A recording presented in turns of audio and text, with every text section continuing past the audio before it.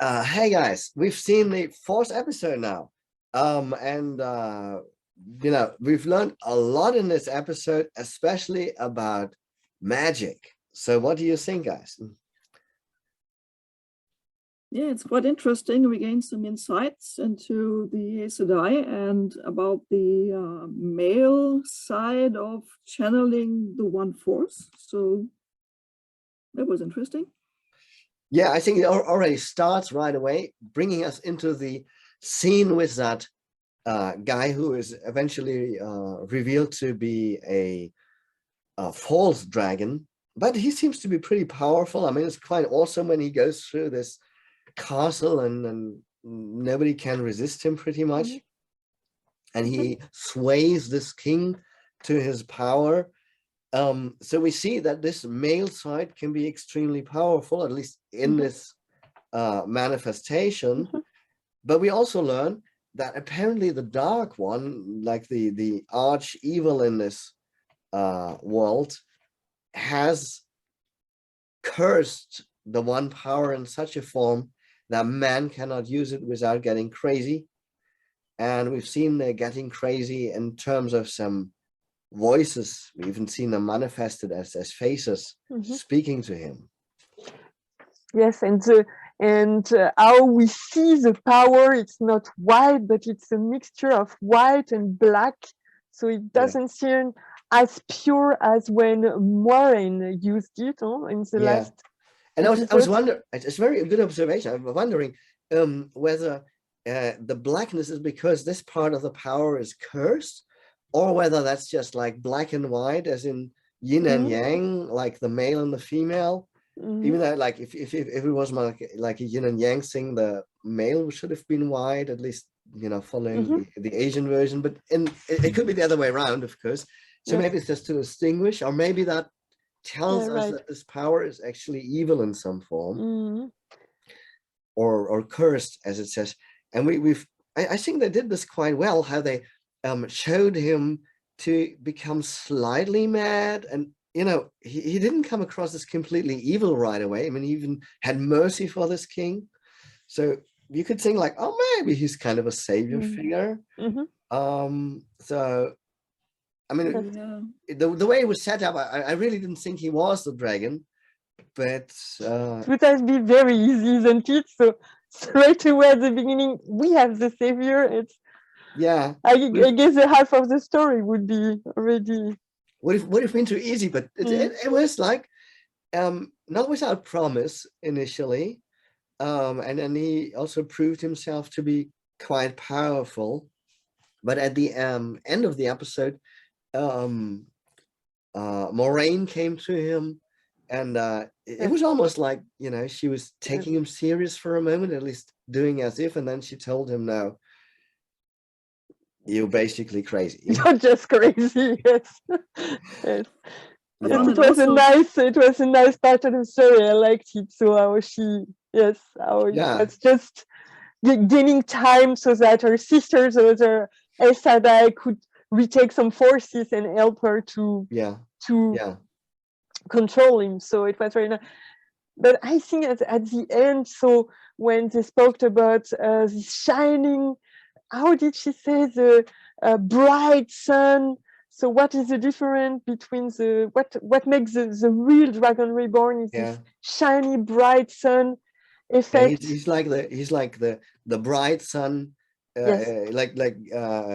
compared to the bright sun, like the dragon would be like a bright sun compared to him. So he was, even if though he seems powerful, he would not be that powerful compared to the true dragon. And that's interesting because at the end of the episode, of course, we've seen it's a question of color. Then it was all white. So that's interesting. That's the color metaphor in it. Yes. Because we already said his magic was dark, but this also, like this one woman, I'm still not too firm with the names. Nineveh,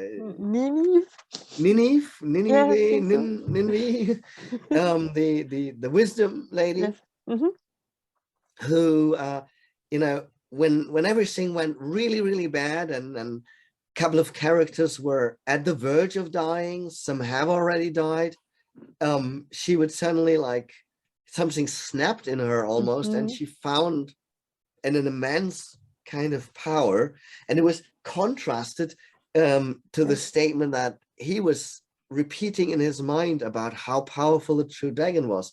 So it was almost like we were tempted to, as the audience, to think, well, maybe she is the dragon. It wasn't confirmed, and we're not yet there to know this. Of course, in the books, there's information of who is the dragon in the books, but we're not going to go here to spoil anything beyond this episode. But hey, she seems to be like a serious candidate, just judging from what we've seen so far. That maybe she isn't, but it's also a little early to have this reveal, so it makes you wonder. Yes, and in the last episode, it's finished with the information. There are not 4 possible dragons, but 5, or at least it was what this girl in the village was told. So she could be the 5th one. And if we remember, in the first episode, Warren asked her, when did you burn on this small village? We don't know. All right, it's not written down. So she seems she searched as well in this. It seems she searched in that direction. Yes. So it's very interesting, and especially through this thing that we first talk about 4 and then we talk about 5, gives extra emphasis to her. So that could be a red herring. It could also be, I mean, obviously she has some immense power, so she's certainly going to be an important magic user in the series, even though I'm not yet sure how much we can rely who's actually a main character, because clearly characters are being killed off in this series. So it's maybe not as bad as Game of Thrones, but characters seem to be killed off. So we don't know. Does this include the main characters? Could they be killed off or not? But we've seen some killing here. And certainly we're left a little uncertain, not too certain that our main or favorite characters will survive the whole series. Yes. But yeah, I mean, for a moment it looked like everybody was dead whom we know, and there was only like 2 survivors, but then this was reversed. So maybe it's not going to be quite so bad. But I was, for a moment I thought like, okay, well, pretty much everybody's dead. So we're finished now. Certainly an eye-opener. Yeah. Yes, I would say I already have my favorite ones where I would say, they could be, or okay, so you want to tell us? You want to tell us? You haven't read the books or something? So maybe I started the books, but I'm not so far yet as I could have some clue. Okay. But I think I have some. So what's your guess? My guess would be what is his name? Tam. So I think it's a good one. I would guess on him, because I think the 2 girls are more maybe made to be Aes Sedai, and so I would guess it's a good one. I don't see Matt at all in it, and what is his name, Perrin, I cannot imagine. So it's kind of character. It's maybe meant to be the companion. I think you're talking about Ren. That's who you mean. I think it's called Ren. Yes, sorry, Ren. Yes, the son of Tam. Sorry, yes, exactly. So with the red hair, so it could fit very well. And the other one meant to be his companion on his path to be the Dragon Reborn. I mean, he comes clearly across as the classical hero. Yes. I mean, he has all the features of a classical hero, and even like the Thor part of his name makes you feel like he's the classical hero, if that was an association of the author. So I mean, Matt's clearly maybe transitioning to talking about Matt. He has taken this weird dagger. And he seems to be sort of slowly going to the dark side, so to speak. Whether that's due to the dagger or whether he is one of those male magic users that really loses his marbles, as the Gleeman has suggested. So maybe there's something about it. Anyway, we found him in one of the ending scenes inside this house or cottage or whatever it was, and he was facing off with a fade. He's one of those eyeless creatures, and we don't really know. I mean, was he fighting it? Was he being seduced by it? It wasn't entirely clear to me. That's right. And they were the family that took them in, they were all killed. Who did that? Did Matt get crazy and do this, or did the fate do this? That wasn't clear. But it was pretty awesome when the Gleeman, what was he called? Tom Marilyn? Tim Marilyn, when he came in and was actually fighting the fate. I saw the fate there, they looked like really scary and dangerous. And he was just kicking that creature in the belly and kicking it against the wall. So I said, like, wow, this guy has some skills. Yeah, maybe it depends on what skills the fate has, because you normally don't see them do anything, so far at least. They just command others. They command the Trollocs, and maybe they commanded Matt, so you don't know. Yeah, so you don't know what they Matt actually is do. a bit of a more or less, you know, on the one hand, he cares about a little girl, and seems quite believable in doing so, and remembering his sisters.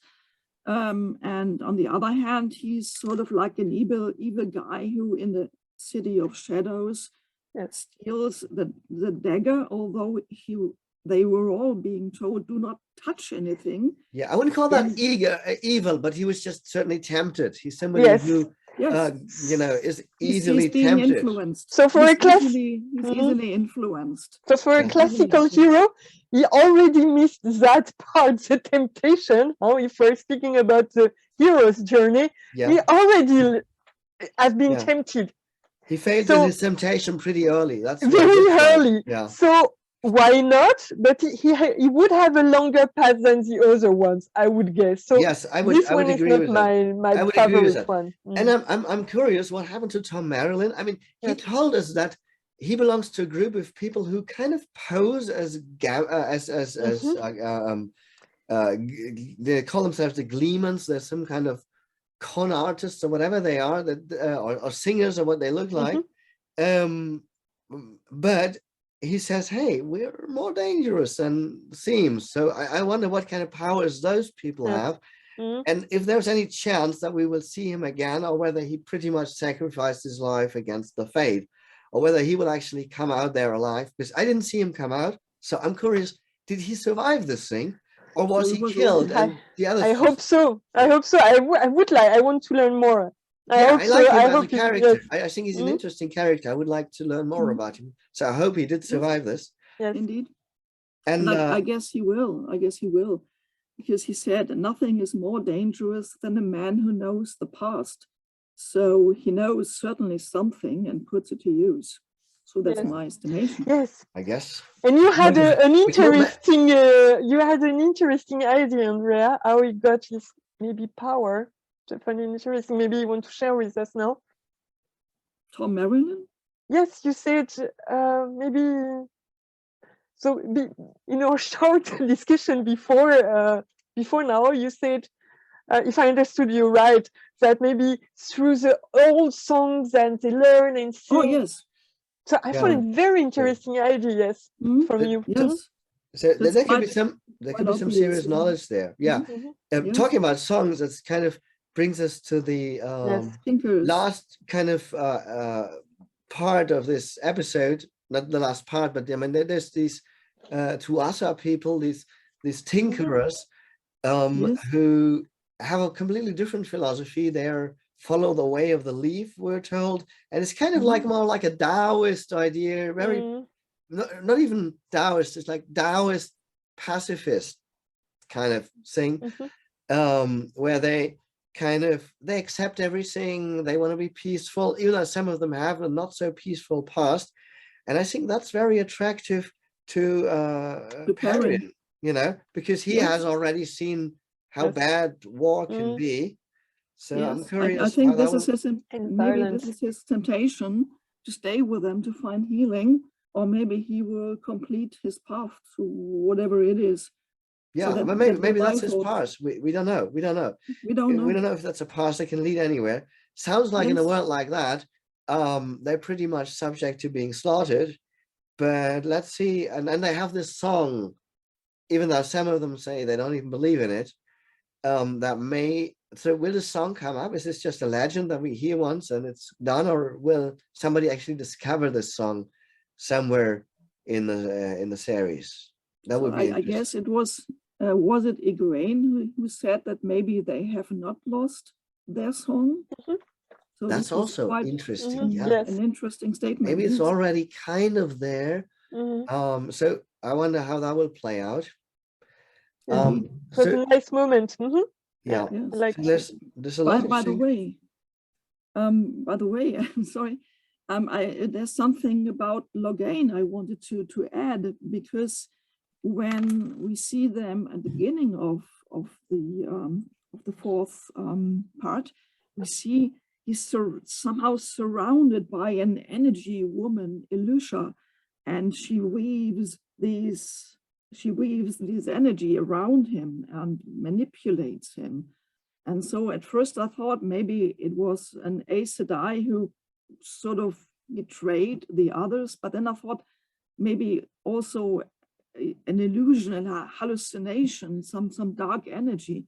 And later on, I was quite surprised, because he reminded me when during the battle he met the king of Gelden, of this city. I had the impression that. So he reminded me of Jesus, actually. So he forgave the king, and yeah. Actually, I had the same association. Very interesting. He had that kind of feeling. Talking about that voice or that woman energy, I kind of wonder whether that has something to do with these curse of the Dark One, or whether these are kind of some servants, or like a voice of the Dark One, or an intermediary voice of some evil being who is responsible for this negative cursing of the male part of the one power. Yeah. So there's a lot more things to discover. I think we'll also learn more about probably the different branches of the Aes Sedai. There's blue, which seem to be more like philosophers. Yeah, or analysts, or yes. So I thought about the colors of the four temperaments, like the more analytical blue. Yeah, and like the red ones seem to be pretty much like they seem to be like an equivalent of an Inquisition on the Aes Sedai side, while the white clerks seem to be an Inquisition who are against the Aes Sedai. Yes, and then the green seem to be like warriors, but not in the terms of an Inquisition. Yes, like the red ones seem to be more like, using a Harry Potter term, an aura or something like that, Yes, the spies. I think they are more philosophical inclined, so Morgaine seems to me more. You mean the blue ones? The blue ones. The blue ones. Yeah, I was talking about the red ones, but it doesn't matter. Oh, sorry. It's okay. Okay, yeah, the blue ones seem to be more the philosophers, and probably the most sympathetic of those. Yes, the spy. You said spy, huh? I think when it was spoken about spy, it was for Moiraine, so the blue ones and not the red ones, because it was told by the red Aes Sedai girl. Liandrin. Yes. Liandrin, yeah. She used a derogative term. I had the impression she wanted to get Nivain at her side, over to her side. Yeah. And there's clearly the fractions of the Aes Sedai have a conflict, and there is also this Amarillion seed or something, like seems to be some kind of a ruler of them all. Yes. Who kind of sort of unites them, at least they kind of is the highest authority here in some form. Yes. We don't know how that. There seems to be some power politics anyway. Yes, indeed. So it's also interesting that the green ones, the warriors, if you look at what's it called? Nineveh.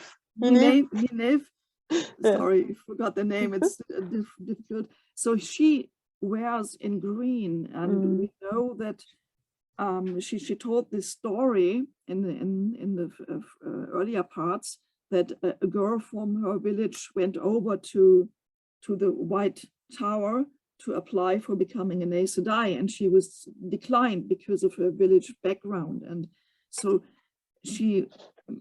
I had the impression from how she was seen in this part, like looking angry and standing at the horse, and Lan looked back to her, or the other guy, the other warden, and maybe she had some anger, but at the end there was this big surprise, and she has this green cloth, like the warrior Aes Sedai. And she was also healing, of course. She was mainly a healer so far, and she was also here healing all the others. Yes. But so when we remember in the first part where she said, "I protect this village," and then she couldn't when the Trollocs came. But now here we have this big surprise, so she could.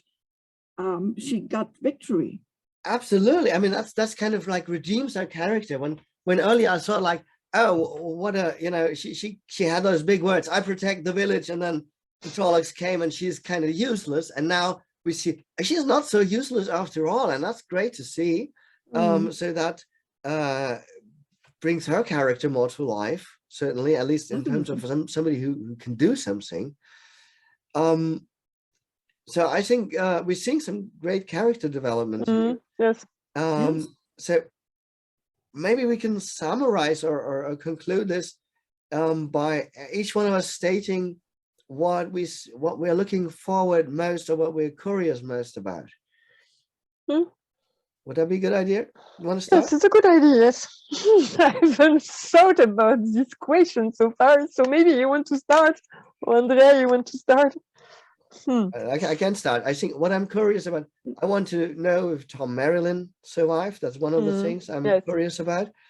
I am also curious about the character developments of the, I mean, I think most seems to be right now happening in the with the actually group that has joined the Aes Sedai already. So what's going to be their next move? I mean, the dragon's gone, but how many people are wounded, and what happens when they reach the White Tower, or will there be any obstacles there? And then there is, you know, what happens to Rand and Matt? You know, I think that's, especially if they have no guidance. I mean, depending on whether Tom is there or not. You know, what would they run into? Yes. So that would be some of the questions I have. And on long-term questions, what happens with these tinker guys? You know, are they actually useful for anything, or is this just a nice interruption of the flow, or are they actually maybe have some deeper wisdom? Yes. So that's some of my questions. And I was wondering if this young guy would come with would leave his group, his family, to follow the adventure with the other one. So it was already like a bit, I was wondering, it was going a bit in this direction. So would he follow? For me as well, so I'm very impatient to know as well what you said. And I'm wondering as well what is going to happen with Perrin. You know, he has been wounded by the Trolloc, and he's followed by the wolves, and so what is going to happen with him? Is going to be ill and maybe die, or that's very interesting that you transform in a fair wolf, or very interesting to bring this up, because it was a big thing in the previous episode, and now it's kind of forgotten. So maybe we are supposed as an audience to forget about it, so it hits us as a surprise at some point, you know, because we hadn't thought of it anymore. I don't know. Yes, maybe. Yes. So what about you, Andrea? Yeah, what I'm curious about, apart from what you already mentioned, is I thought this ritual that Lan did was very important. He made a ritual for the home we lost. Malkir was it called. So the Tinkerers lost something, the wardens or his Lan's people lost something, and also Nynaeve parents, what they told her in the old language and then translated is a quote of what the last king of the Manetheren said to his wife before the fight they knew they were losing. So this is, I'm really curious on all these secrets that are still hidden. Awesome. That's wonderful. I think it's very interesting. And I'm really looking forward to hear more about all that. And I'm curious for our viewers, what are you interested? What are your questions? What did you find interesting? And what are you looking forward in the next episodes? Yeah, so I'm looking forward to read it in the comments. Okay, Yes. awesome. Me too. See you Bye. soon. And don't forget to subscribe and hit the bell if you want to be informed about all upcoming videos. We're going to make a episode, of course, about all the episodes effectively. Okay, hope to see you soon. Bye and thanks for watching. Bye bye. Bye-bye.